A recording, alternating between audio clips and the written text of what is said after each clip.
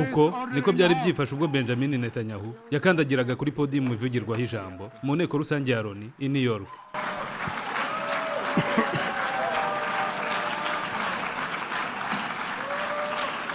Abantu bari bateraniye muri iyo nteko isanzwe iba buri kwezi kwa 9 buri mwaka baramukomereye karahava. Bamwe ahubwo barahaguruka barikubura barasohoka. Aba bakomereye batyo umutegetsi wa Isiraheli si abantu basanzwe ahubwo n'abategetsi bagenzi be.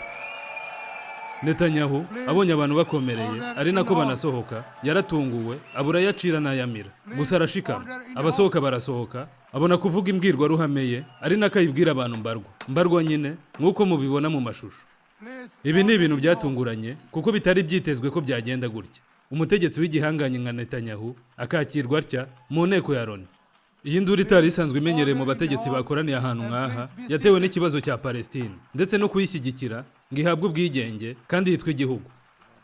Muri iyi nteko abategetsi bamwe bumvikanye basabira Palestina kwigenga igahabwa ubwigenge ndetse no gusaba Isiraheli guhagarika jenoside bakorera. Muri abo bategetsi bavuze imbwirwa ruhame zabo zigakangaranya abandi baraho harimo Cyril Ramaphosa wa Afurika y'Epfo, Diomaye Faye wa Senegal ndetse na Emmanuel Macron w'Ubufaransa. Aba bose bahurije ku ngingo y'uko Palestina yakwitwa igihugu igahabwa ubwigenge, Isiraheli nayo igahagarika ubwicanyi bakorera kuko babona ko birambiranye.